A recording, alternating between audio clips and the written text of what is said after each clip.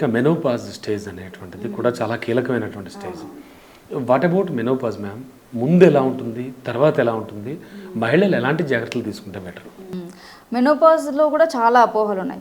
Menopause అంటే ఈ టైంలో ఇది కామనే అంటారు కదా, 2-3 నెలలకు రావడం పీరియడ్ కామనే కదా, చాలా ఎక్కువ పీరియడ్ వచ్చినా కామనే కదా, మెనోపాజ్ ముందు అట్లా అవుతుందంట కదా అంటారు. అట్లా ఏమి ఉండదు. మెనోపాజ్ అనేది యూజువల్గా కొంతమందికి సైకిల్స్ ఫ్రీక్వెంట్గా వస్తాయి, ఎవ్రీ 21 days 24 days అట్లా వస్తూ ఉంటాయి. బట్ అదర్వైజ్ మరీ ఎక్కువ రావడం నార్మల్ కాదు, మరీ 3-4 నెలలకు రావడం నార్మల్ కాదు. వెళ్ళిపోయే ముందు అట్లా అయిపోతుంది అంట కదా అట్లా అంటుంటారు. అట్లా ఏమి ఉండదు.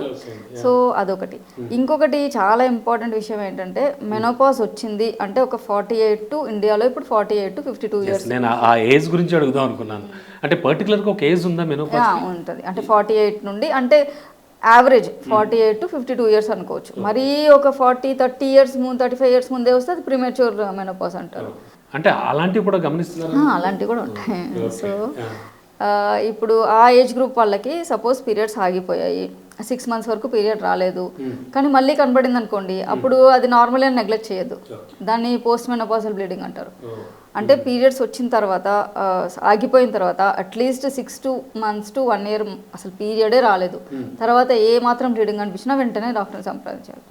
ఎందుకంటే నేను ఇందాక చెప్పాను కదా, ఎండోమెట్రియల్ థిక్నెస్ అనేది పోస్ట్ మెనోపాజల్ విమెన్కి 4 mm కంటే తక్కువ ఉండాలి.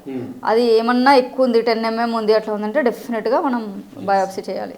ఎందుకంటే యూజువల్గా కామన్గా క్యాన్సర్స్ ఉంటాయి. ఆఫ్టర్ మెనోపాజ్ వాళ్ళకి ఇంకా గైనిక్ ప్రాబ్లమ్స్ వస్తున్నాయి అంటే కనుక ఇట్ లీడ్స్ టు మళ్ళీ సర్జరీ అండి? సర్జరీలు చేసే ఛాన్సెస్ ఏమైనా ఉంటాయా?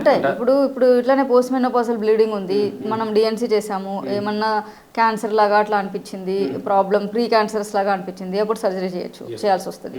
ఒక్కొక్కసారి ఓవరీస్ ఉంటాయి కదా పక్కన, ఈ ఓవరీస్లో కూడా ప్రాబ్లం రావచ్చు.